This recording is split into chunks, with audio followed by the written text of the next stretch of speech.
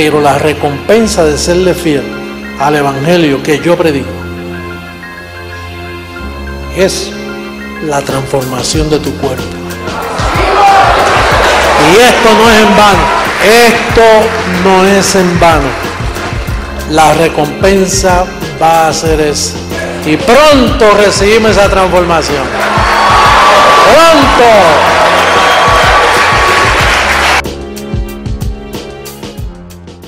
Abençoados com todas as bênçãos. Bem, o tema de hoje é fazendo afronta ao Espírito de graça.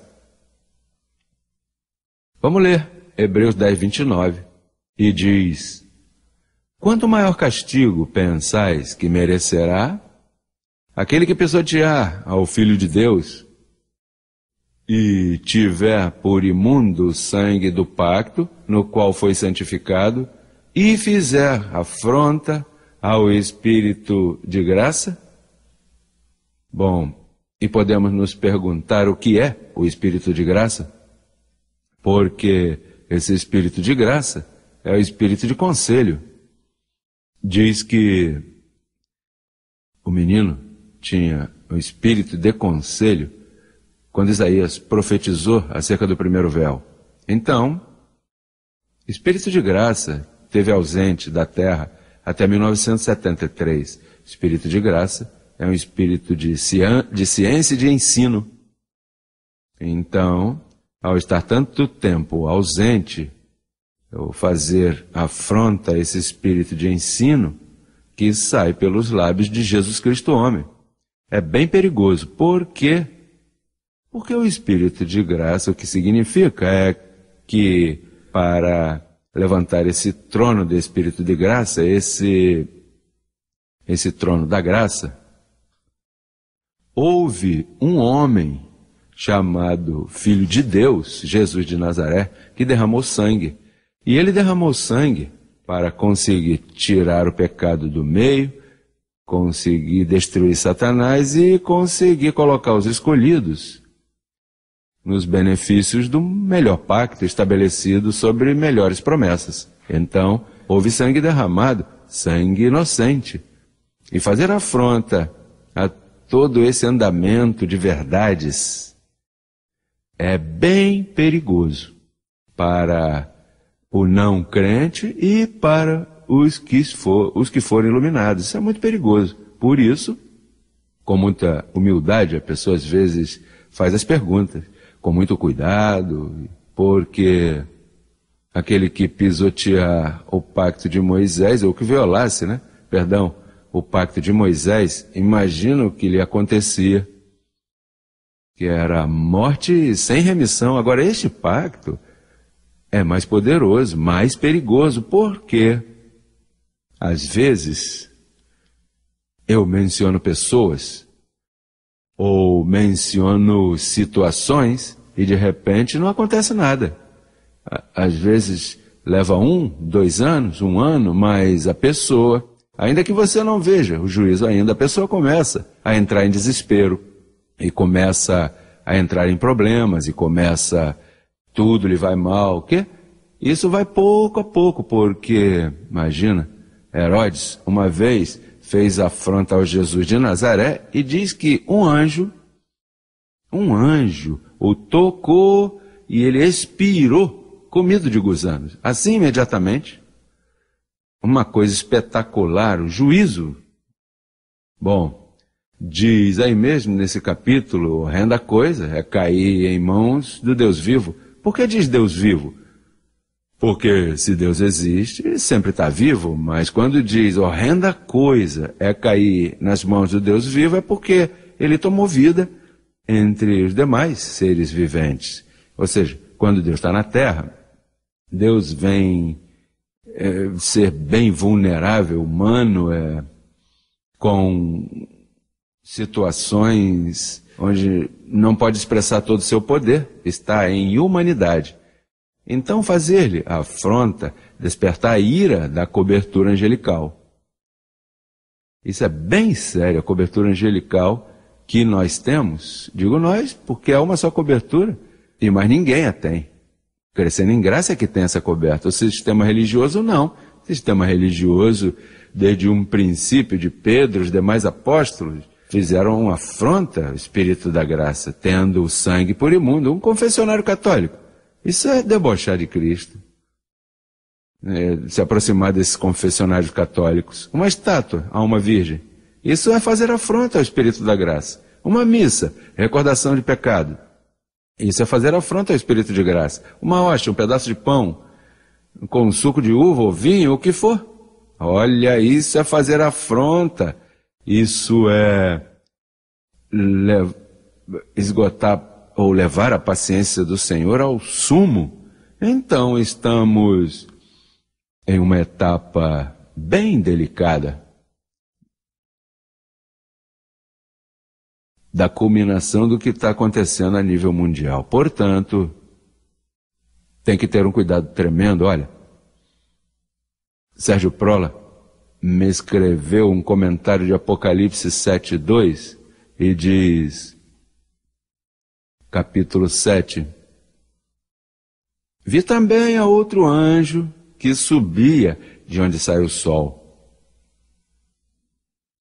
Antes desse anjo se levantar, diz que haviam 4 anjos em pé sobre os 4 ângulos da terra, que detinham os 4 ventos da terra, para que não soprasse vento algum sobre a terra, nem sobre o mar, nem sobre árvore nenhuma. Se o vento não sopra, por isso eu disse que esse próximo verão que virá vai ser bem quente. O sol vai se manifestar com fúria, porque está chegando o dia grande do Senhor sobre a terra. Este ano, 2011, vamos ver coisas grandes sobre a terra. Agora, esses 4 anjos diz que estão para fazer danos à humanidade. Mas então, diz aqui que vi um anjo que saiu de onde sai o sol. E esse foi o comentário de Sérgio, por exemplo. De onde eu venho, Ponce, é conhecida como a cidade senhorial, ou melhor, a cidade do Senhor. E às vezes as pessoas põem coisas assim, ou ditados, que têm um significado. Por exemplo, quando você entra em Ponce, você vê os leões, 2 leões. Como Salomão tinha 2 leões aí, 2 leões bem grandes. Estão ali, e então é a cidade do Senhor.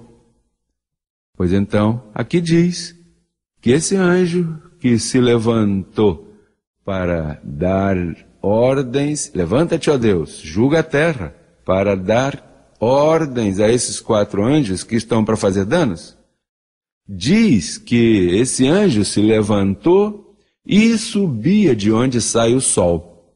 Você sabe que Miami é conhecida como a capital do sol, e o estado da Flórida é Sunshine State, mas Miami é a cidade do sol. Aí há até programas de rádio que se chamam o Sol, Sol tal, Sol 98, Sol 99, porque é daí que é a capital do sol. E de onde saiu o JH para governar as nações? Saiu da capital do sol e se estabeleceu em Houston para dar juízo à terra.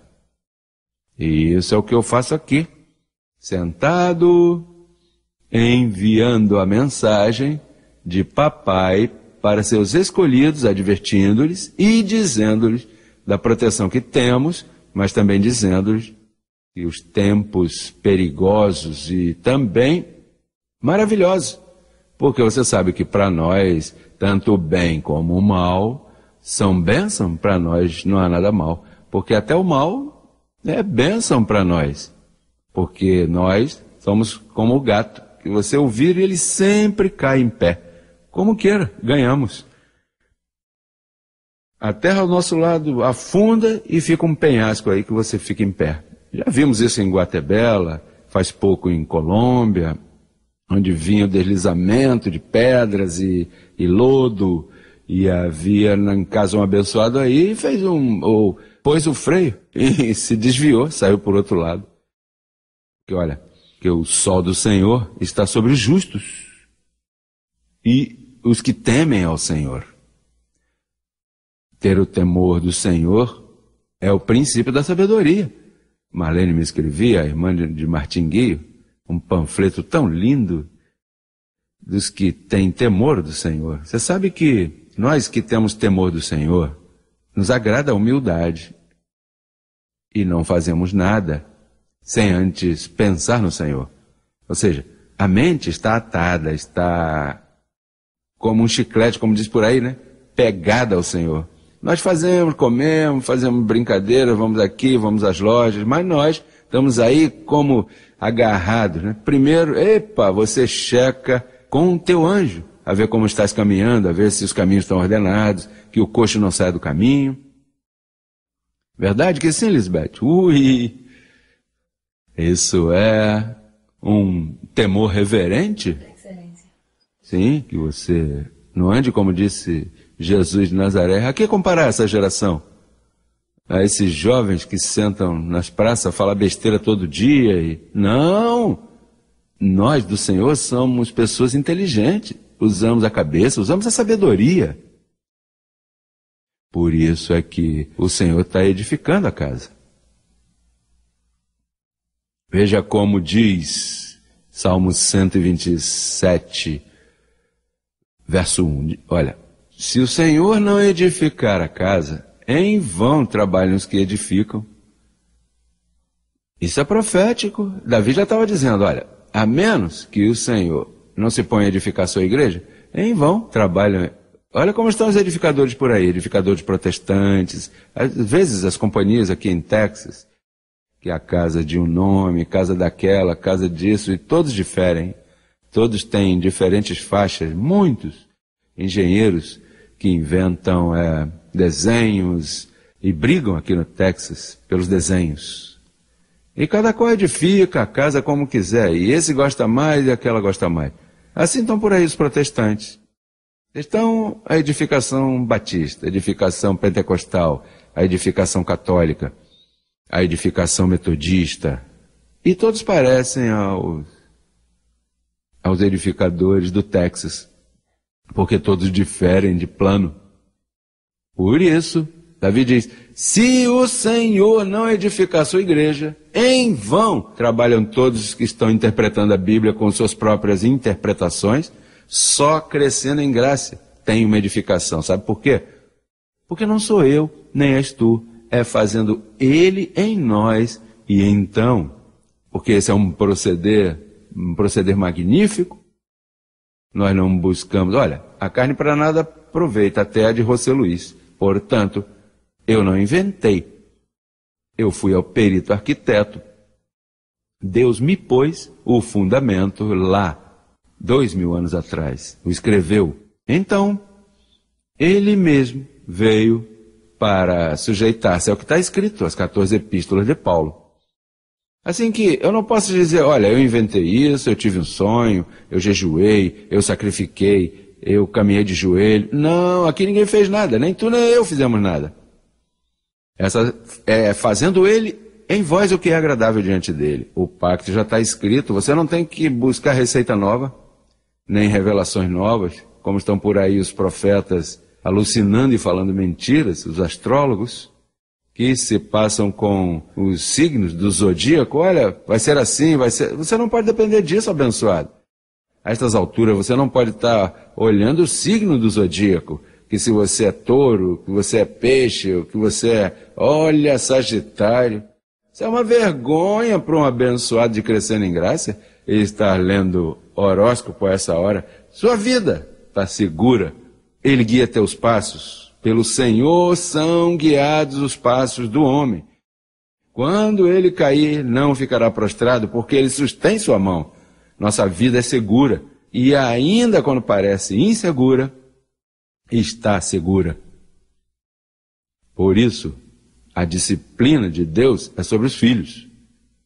E quando um filho é disciplinado, você não se meta, nem tampouco opina muito, porque um pai que disciplina seus filhos, pega um e o disciplina. E se os outros 4 não fizeram nada e ficam debochando e começam a rir, possivelmente a disciplina que foi dada a esse é dada a eles também para que não debochem. Porque o pai é quem disciplina seus filhos. E você está sendo disciplinado com a melhor disciplina do mundo para que participeis de sua santidade. Essa é a disciplina que Deus te dá. Bem abençoado, até a próxima ocasião, até a próxima, abençoados com todas as bênçãos.